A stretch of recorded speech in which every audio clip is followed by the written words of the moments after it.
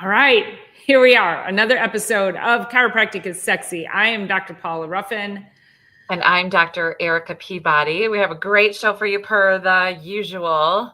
Absolutely. So today we're talking about comfort is killing you, why the hard stuff heals you. So many people are reaching for the easy ways. So not putting the work in, not wanting to put the work in. I think we've created a culture that makes convenience it's easily accessible. And so we're going to talk to you today about why that is not in your best interest and why you should be paying more attention to doing the hard things and stressing yourself in a good way for growth. And before we get started on that, I just want to say that we're going to start creating show handouts for you. And so what that means is that if you like what we're talking about, you can get a copy of the show notes or just a handout that will give you some actionable tips and items, things that we've discussed that would improve your life in a positive way, that we're always hoping to get that message across for you. So I have actually dropped the link in the show notes, but if you go into the show notes on YouTube, there's a link to get on our email list. And if you get on our email list, I will be emailing out a copy of these each and every week just for you to have, and hopefully they will improve your life. So with that, I know Dr. Erica, this was her idea for this week. She had some great thoughts on why we should talk about this week. So I'm going to let you take it away. Actually, it's really nice because I get a minute to stream to the audience. So I'm hoping that you guys can see me. We're up on LinkedIn as well as Facebook streaming through, I never know. You on LinkedIn. I can never test anything. It's fine. Don't worry about it. Okay. It's fine. So anyway, I had this. This came from two things. One, this came from a patient. He's 81 years old. He was on the table on Monday, and I'm finishing up with his adjustment, and he's face down, and I'm like sitting at the end of the table working with his neck, cervical, spine, and his ears and sinuses. And so he looks straight up at me, it's a little awkward. Let's be honest. When they're on the table, like make eye contact with you upside down. He said, "Doc, don't get old." I'm like, I'm doing my best not to. And he said, "That guy that told me about the golden years," he said, "I'm going to go back and get that guy so he doesn't lie to anybody else." He said, "This is the pits." And I'm like, I know, I get it. Our bodies are, even Dr. Paul and I mean, we talk every single day, and there's always something in our world doing our own thing in our bodies, and we kind of watch it. What I really love to do is just kind of watch it in fascination instead of running around chasing symptoms. So, and that really goes to doing the hard things, which is like, I had this patient come in the other day, and she's like, "Oh, I got, what'd she say? I had a sinus infection or had an earache, and I went right in within hours, right into the doctor." Right in. Yeah. I got right in. I got right on an antibiotic. And I got, you know what I mean? Like an ear infection is going to be just, the end of whatever. It's like, okay, so let's start with getting adjusted. Let's not go right in. Let's not throw medication, steroids, and all that stuff at it right away. But that is when we can sit in the discomfort, we let our body's immune response actually have a moment to respond. And our immune system isn't any one particular thing. So when I sit like this, it's like, okay, when I sat around a fire on Saturday evening for a little while, and I was probably, just had a little bit too much smoke from the fire. And so then I end up with a little bit of congestion and maybe a little bit of allergies or sinus congestion. I didn't know if it was going to turn into a sinus something or other, who knows? I just let my body respond to it. I boost my body from the inside, and I do the hard thing, which is getting through the symptoms. Like, let the symptoms do the thing. You're going to be, most of the time, we're going to be just fine.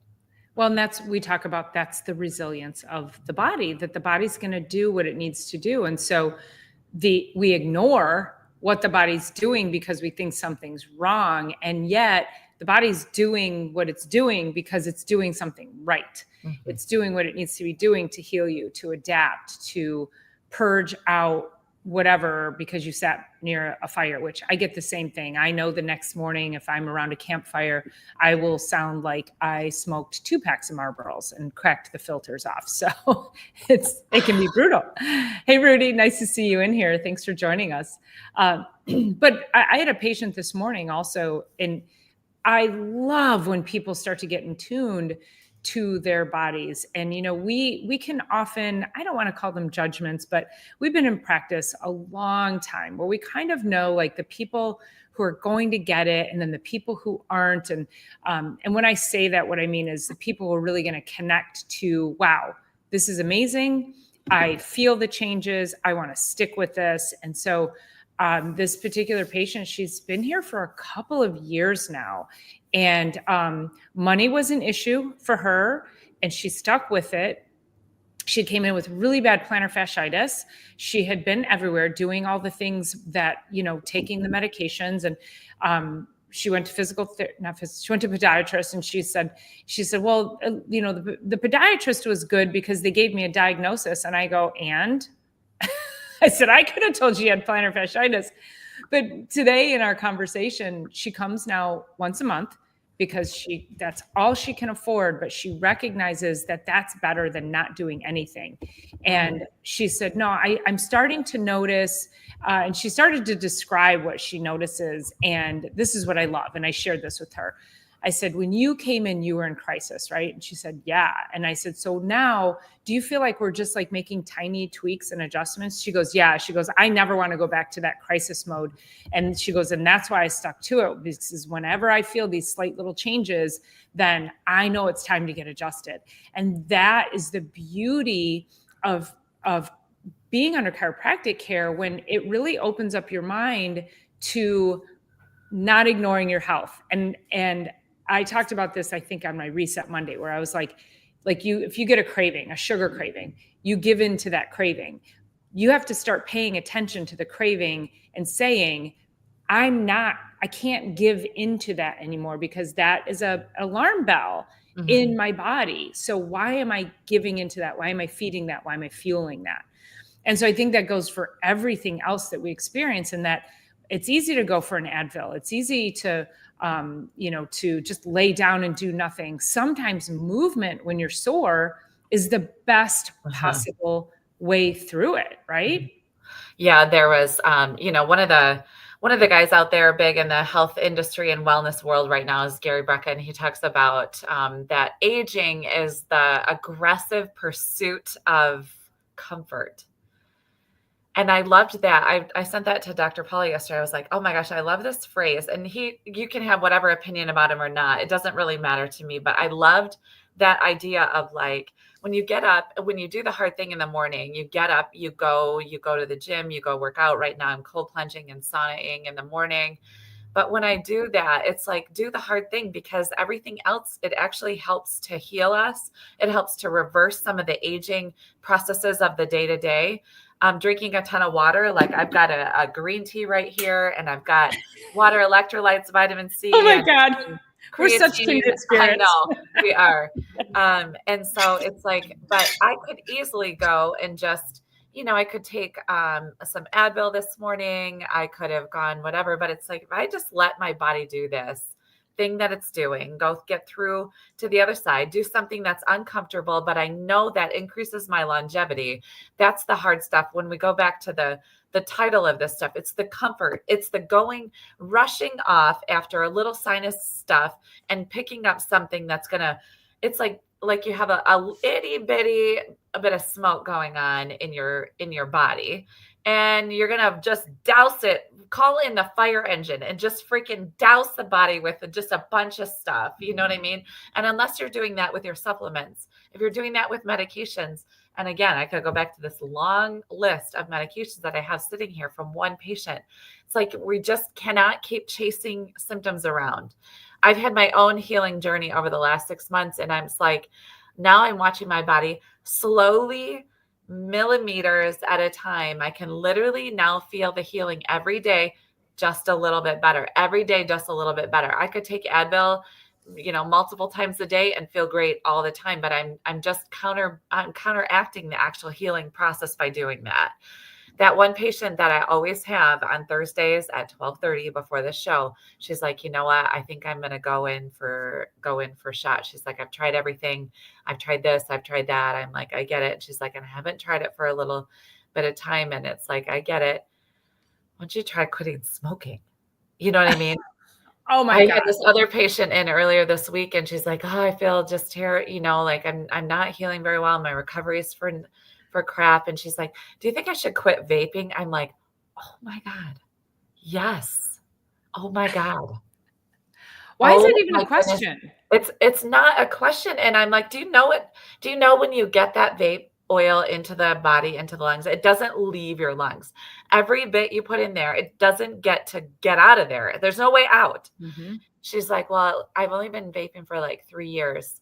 She's also the one that's like dying for shoulder surgery, so she doesn't have to go back to work. I'm like, "Do you know the recovery for this kind of stuff?" She's also one that said, "Do you think I should get moving? Because my wife, she's been telling me to get moving for a long time. Just don't tell her that you told me that." I was like, "Oh my gosh, you guys, But you guys she's are gonna asking the stop." questions that she already knows the answers to.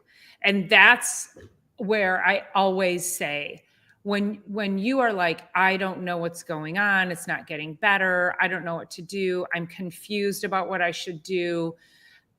You may not know what to do, but you know what not to do. If Yeah. you're asking, should I quit smoking? Should I stop vaping? Should I start moving? You already know the answer to that. Why do you need permission? You don't need permission for that. Like, The hard thing is getting off of those things. So mhm, you have to go through the hard mhm. thing that Yep. is actually killing you. You have to go and do the hard thing.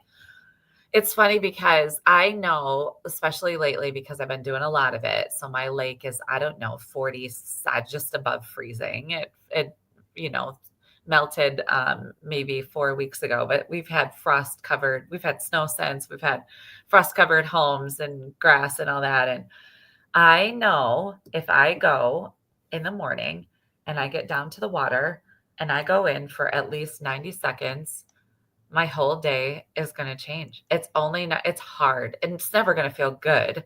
But there's like now I've been training my body to do this, that I'm like, now when I wake up in the morning and I look at the lake, I don't look at it at this cold thing. I look at it like, I get to make my day better by going to do that hard thing. Every time we go to the gym, every time we go to the yoga studio, every time we go for a walk, every time we decide to choose water over your favorite carbonated beverage, every time, it's like, do those hard things, because those are the things that are truly making life worth living and making us able to add life to our years.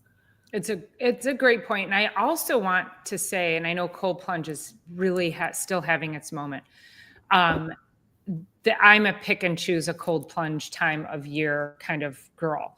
And that is not a hard thing that I want to do. Right. So, No, and that's nor cool. does, yeah. And so I also want people to recognize, because if you see like it's cold plunge, if you're on social media, it's everybody's cold plunging. And so that doesn't mean that has to be your hard thing. Right. But do something. If you are somebody, and I have a patient right now, and I think I talked about her last week also, where she was shaking, she was trembling, Yeah. like literally her body is vibrating. This wasn't like she was in front of me like scared and nervous. Her body was vibrating because she is so metabolically unfit and completely out of sorts mentally, emotionally, and physically. And when I just said drink water, and she was like, No. "Oh, bless you." Okay. And she was like, "Oh, I know I should," and doesn't. That's a hard thing, right? Mhm. So just getting her to drink water, that's a hard thing for her, because meanwhile for us, it's like, why the F wouldn't you? I almost actually said the F word, because we know how passionate we are about that. Kenny, you're Kenny, funny. I know. Um, so everybody's hard thing is different. But I also feel like there are certain hard things that you should just challenge yourself to drink more water. Like Yeah. jumping in a cold lake, Mhm. that's like Yeah. super hard. But Mhm. when it's something that is going to change your effing life, Kenny's going to love, because I'm going to start really swearing now, is it when it's something that is like integral to life, drinking water, and you find it hard, that better be your hard thing. I don't need you going out and jumping in a cold plunge if you're going to stay completely dehydrated, because now you're just going to screw up your body. Right. So no, it's really true. It's like we go back to those 6 things that we talk about all the time. Eat well. It's easier, convenient, and cheap to eat like crap. Eat well, move your body. So 20 minutes of walking per day, bare minimum, whoever you are, I don't care. Get out there and walk. Eat well. And it doesn't have to be in one shot, but 5-minute stints or whatever. Intervals. Think well. So it's the mindset. We can very, very easily go into the mindset of those around us, which everybody would love a commiserator. So when you're miserable and you can then be co-miserable together, that I don't even know if it's an actual word, commiseration, but I totally know what you're talking about. So I use it a lot. So that's your mindset. And it's way easier to just go along the groove of Mondays suck. You know what I mean? Or you could say, oh my gosh, I have a fresh new week. I get to do this Monday. And then drink your water. We already talked about that. Get your rest. That's also sometimes a hard thing to put down your phone, to get, to really prioritize sleep, and then get adjusted. And I go back to this one patient sticks in my mind, and he's still under care I think it's either every week or every other week. When he first came to me, so his wife has been coming in for years. When he first came to me, he was definitely headed for surgery on a cervical spine. Definitely. Definitely. And he decided to come in. So I forgot what got him to this point, but he just got to this place where he literally couldn't move his neck. It had been building for a long time. He is an IT guy. He's on the computer, sits, kind of a sedentary lifestyle, though they love their children and they're out multiple times over the summertime, getting out for fresh air. They got a couple dogs. They're a really lovely family. So he came in. The hard thing, I got to tell you, was signing up to come back in, because it was so painful to get adjusted. He had waited so long, and it went on. So I saw him 3 times a week, which usually my normal, unless you're in major crisis, is twice a week, because I'm only here 3 days a week and I've got limited time. So I'm like, okay, let's make this successful, twice a week. So he came in, and I felt so bad for the level of pain he was in. I knew what I needed to do. The hard thing was to get adjusted that day. The hard thing was to sign up for 2 days from then. The hard thing was to sign up that weekend, then sign up again Monday, Wednesday, or Thursday, or Monday, Wednesday, and Thursday. Figured out. We did this for 2.5 weeks. It was hard. And we slowly started unwrapping the degenerative processes that have gone on in his spine, and we got him completely healed. It was amazing, but every time he came in, it broke my heart to have to do what I needed to do, but I had gotten so far down the path. That was the hard thing. Do the hard thing, because that is really what is going to allow him to be well, get well, live longer, be more independent, moving, mobile, have more fun with the kids, have more training sessions with his dogs. I'll never forget it. And he's still, to this day, that was like, he's been under care for 1.5 years. So he's got to be feeling so much better. And then his wife took a big, long break from care. And now 2 weeks ago, she came in and she's like, I always come back. They do. And we make it a safe place for them to land. I would love more than anything if you stayed under care once you did all the right things and got to this point where you felt good. And if you choose the opposite way and you choose to visit when you have pain, eventually we'll make it safe enough for you to land back here. And then eventually people really get it, and they stay for the rest of their lives. I mean, I'm only 20 years in, so I don't know how long these people's lives are, but they're staying. It's the priority, right? It's and that was that patient this morning with the plantar fasciitis, who she comes once a month.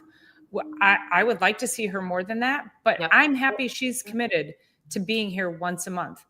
And I'm sure at first it was hard for her to spend the money to even come once a month, but she's prioritized it in such a way. So now it fits into her lifestyle and she recognizes how much better she feels. So that's where, what are you making hard? And if you start to recognize that it's probably not as hard as you think it's going to be. I have another patient who he comes in, once a year for his couple of adjustments. He's 83 years old. And he was joking today. He said, because I always have people empty their pockets and put it in a basket. And I'm like, it's like TSA here. And he goes, yep. He goes, I don't have my metal card or something like that. My card that says I have all the things in my body or whatever. He said, I go through TSA and they say, do you have any metal in your body? He's like, nope. He's never had surgery, no knee replacements, no hip replacements. And they're like, medications. He's like, nope. He's not on one medication, does not take aspirin, Advil, or anything. He does, he grew up farming. And so he helps his friend farm in Indiana every fall, does hay. He's constantly down there helping his friend work on the farm. He works up here. He's super involved in the community. He's fit and he's active. Yes, he's got arthritis, but he's moving and grooving. And I said, this is not the guy who needs to go to the gym. He's constantly, the type of lifestyle and activities that he does give him the movement, the mobility, the flexibility, the strength. Like he's doing all the things with the things he's doing with his lifestyle. And so if you can find something like that makes you happy, and not too many people can actually live a lifestyle that gives them all those things. I mean, farming is like the only thing I can really think of. So yeah, no, for sure. But but that's the thing. It's like, he's super proud of it. And I had to reinforce that with him today. I was like, you are a shining example of longevity. You have done all the things that we talk about all the time. And so he comes once a year, and that's fine, but at least he comes once a year, I guess, right? It's like he comes here because he doesn't want to take medication and he doesn't want to have surgery. So, it's important just to recognize, like, what is your hard thing? And it's going to seem simple to other people. Maybe cold plunging seems easy to you, but again, it's not something I'm going to do.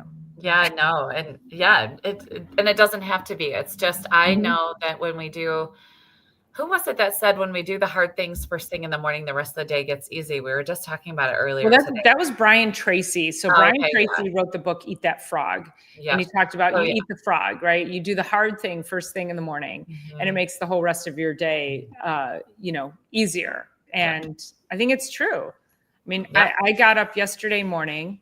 I had this horrible bout of vertigo. Don't know from where, why, or what. I said, I got to go exercise because I always feel better if I exercise. But I drank my electrolytes. I had gotten good sleep the night before, was doing all my hydration and everything. And I'm driving to the gym, and it was so bad that I almost turned around and went home. I was like, I don't know if I should be driving, but I went to the gym. The really bad part of it went away, and it did improve from exercise. Like that did, it isn't completely gone, but I did feel better just going and moving my body and pushing myself a little bit. So, getting the blood flowing, I couldn't have imagined just staying home and being stagnant. That doesn't help either. So, even if you went out, if you didn't feel well, you just go take a walk or some kind of gentle movement. Or in my case, it was leg day, and I didn't want to miss leg day. So it wasn't gentle at all. It wasn't gentle on myself. Yeah, no, I get it. I think every single time, well, those that do have a regular gym routine or a regular workout routine in general, it's like every single time we feel better. I don't know that there's ever been a time where it's like I finished a workout and felt worse. It just doesn't happen like that. And I think across the board, anybody who's listening to this could probably agree with that statement, that any workout that they've ever done, we've always felt better at the end. And then that should be every day, that something should be every day. Yeah. Something. Yeah, exactly. And even if, there's times, and I'm sure you've done this too, where we're just not in the mood. We just don't feel like it. but we go, and maybe we didn't push it 100%. Maybe we were only like 50 to 60%, but we showed up. And I think that's the other thing too, is that when you show up, that is 90% of the work. Show up, do the thing, and you will feel so much better. I promise you, if you go to the gym, if you just walk inside, you're not going to turn around and go home. Right. No. Or the yoga studio or wherever it is, right? Yeah. Like, just get there. And I know there's been times when I'm like, I really do have like some sort of illness, or, through COVID, we've all had COVID and whatever. And it's like, okay, I know if I go to the gym, I'll feel better. But then there have been just a couple of times that I'm like, I like literally cannot do this. And if I did, it would be robbing so much from my body. But those out of 365 days in a year, that's like 4 days a year. You know what I mean? Where like it literally can't do it. Well, and I think that's where that's like a learning curve too, right? So if people start to do the hard things, then they'll understand and respect their bodies when it really doesn't make sense to push. It doesn't then maybe you do. I mean, I told you I did that, a couple weeks ago. I was like, I woke up and it was a Wednesday and I would normally go to the gym, and I was just not didn't feel sick, but something was a little off. And I got up and I went and I just sat on the couch and I stayed there all day, and I kind of did some work on the computer. And so it becomes this, I started off by saying, understanding when you need to fine tune things, and not wait for things to fall off the rails and in crisis. And so, if you got to take your foot off the gas for a minute and just coast, that's okay. But you're doing that every single day. I want to see people like stomping on the gas, really pushing themselves in a good way, challenging and stressing. I think I told this story a few weeks ago. I can't remember, about the lobster and how a lobster grows its shell. Did I tell this story? Not on here. It wasn't on here. Okay. So let me tell you guys this story. So how does a lobster grow its shell? A lobster, when it starts to grow inside the shell, and when that shell gets too small for it, or it gets too big for the shell, it starts to get under stress, and it recognizes that. And so it goes and it seeks shelter, and it hides, and it protects itself, and it sheds that shell, and it stays there until it can build a new shell. And then it comes back out. So growth only happens under stress, whether it's physically, mentally, or emotionally. And so we have to understand, and we all know, we've heard the whole, there's always a silver lining. Well, the silver lining is the growth of whatever that thing is that's happening to you, that's causing that level of stress and tension. And sometimes, and I think about the lobster, sometimes it's okay to just go and kind of sit back, hide maybe, which means just kind of staying within yourself, getting with your thoughts, doing whatever you need to do to rest and recover. And then you come out more resilient. And we need to be doing more of that, is really understanding that it's okay to challenge yourself. And I liken this to, and I did a video on this a couple of years ago. If somebody gave you a Ferrari, would you get into it and then be like, me, and you're driving 20 miles an hour? You want to hit that freaking gas, and you're like, what does this baby do?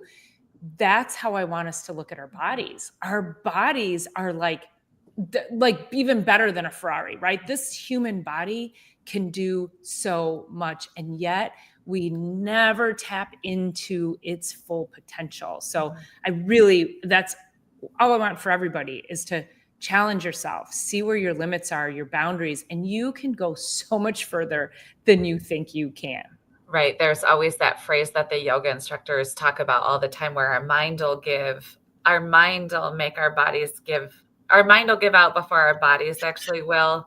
Yeah. Then I always think about that. I mean, that's the whole reason for even having a personal trainer at the gym, is because you're going to give up before a personal trainer is going to give up on you, and they can get you to go further than what you will do on your own. Mm-hmm. So, but I think even just in the smallest ways, take all those 6 things that we always talk about and just be doing the stuff that helps you progress in your health. I asked this question up on one of the socials the other day. It was just like, what are you doing to move the needle this week? What are you What are you doing to move the needle today? But then also this week to move towards your, greater health and wellness. There is obviously the seasons changing here in Michigan. It's pretty dramatic. I love the 4 seasons for the drama that we get in the contrast. And I really do. And it's easier right now to get outside. It's easier, but even when it's not easy to get outside, like Mel Robbins was just on, she did a reel this morning. If you don't know Mel Robbins, she's an incredible author. And she was like, who cares if it's raining? Get outside and just go for a walk. Like if the more that you commit to yourself and then follow through with your commitments to yourself, the healthier, the better you're going to age, the healthier you'll get. And the better your days will be just in general. So, and you'll be proud of yourself. You'll be like, wow, I didn't realize I could do that. I didn't know I was capable of that. Yep. I think that's where we underestimate what we can do, and you can do so much more. You just have to start. As a chiropractor, a lot of people come to us initially with symptoms, and we just see this being as something so much bigger than what they can see for themselves. And one of the greatest things that we do in general is we're going to hold a space for you in our minds of greater health than what you can hold for yourself because of the symptoms that you're inside of. And we've seen it. For over 20 years now, 20 years in a month, and Dr. Paula, 28 years, 27 years. And we can see the potential of getting whoever comes into our office like back towards health because we've witnessed it for so many years. So when we give you guys our plan of action and our sort of a care plan or plan for your visits, plan for your health, there's a reason why we're doing that is because we've seen what works. We know the science behind it all. We've done the work ourselves. We've made plans that, with people, and we've helped them get through all kinds of things. So it's just really awesome. People always ask me, how's your day? I'm like, we get to be the best part of people's lives. Like it's amazing. I love telling people, listen, I'm the only person in your day that's going to tell you to lay down and relax. Yeah, that's so true. But, you bring up such a great point. I love what you just said. Besides the fact that we get to be the best part of people's day, but what that whole statement you said is that, and that's why I love, like, we are standing here in front of you authentic. We've been through all the things. So by no means are we coming to you to try to be, this is never a holier than thou. I think people know how authentic we are and how real we are, and that we really just want the best for everyone. And we're human, just like you. Like, we have our own struggles, and we talked last week. We're like, yes, we're stressed, but we know how to manage it. We know how to understand and adapt to it. And so we just try to bring you guys each and every week the best parts of what we've learned and how to be healthy and well and live a vibrant life and just find the happiness and joy that you all deserve. So yeah, I just wanted to say that because I think what you said was pretty profound. Yeah. And just holding that space for people to step into that bigger version. I have this patient, and he came back in early March. He'd been out of the office in fact, I don't even think he was my patient originally, because I'm like, I did a intake day with him. And anyway, I was like, I've seen thousands and thousands and thousands of patients, but I normally recognize them or the notes. And then I realized I used to have a doctor in the office with me, and it happened to be that he was seeing her, not me. So I was like, that makes sense. So he transitioned over to me in March, and then he literally ripped his plantar fascia and had to have surgery on it. Within a couple of days of seeing him that first time. So he was out to have plantar fasciitis is one thing. To have surgery on it because you ripped it is like a whole nother level. So he was in this morning. He was in earlier this week. I was talking about the laser and how the laser really helped me. But I also feel like Dr. Paula and I have gone through enough of our own stuff and that the universe throws certain things at us so that we can teach from all of the research and all of the down and dirty. In fact, that I'm sure that that's what the last 6 months has been for me personally in my own medical world. Has just been like, this is just what it is. It's thrown at me for a reason. I've learned a ton and can help more people heal even more, and can also see the light for them before they can see it for themselves. And then that's the repeat visit, so that you can start to also believe that your body can heal, because your body is designed to heal, and it's designed to heal in a way more powerful way than anybody out there leads you to believe. Yeah, it's so beautiful, because I think when people come to us, so many people come to us as the last resort. They've been everywhere. They don't know what to do. And somebody said, have you seen a chiropractor? And they're like, how can a chiropractor help headaches? I don't know, digestive issues, whatever it is. And they end up here and they're like, I'm out of choices, or I'm out of answers. And they get to the chiropractor and we offer them hope, because we've seen so much. And so you're right, we're able to see the potential of their ability to heal and say, oh yeah, I mean, this is like, this is easy. Let's get you through this. Well, I mentioned COVID, and I just think back. So our state association during COVID said, please, if you can stay open, stay open. If you can do that safely, because we need to keep the ERs free of headaches, neck pain, and low back pain, and keep the ERs open and free from those. So because you guys are so good at that, but here's the thing. That's what they said back then. That's what they should turn every single person that comes in there for headaches, low back pain, and neck pain. We should be the first people, just because of that. They're like, please stay open, please. Yeah. Why was that good enough during COVID, but not now? Now everybody should start there, and everybody should start there just in general, but everybody should start there. And that just dawned on me as I said that. I never even thought about it that way before. It was just like, it's a great point. I know. Yeah. We need to circle back around on that. I think so. Chiropractors as the front line, first line. Yeah. I think that's I've been building out our next shows. So let me see if I can add that in there. Great. And I know that there were, chiropractors were called into hospitals.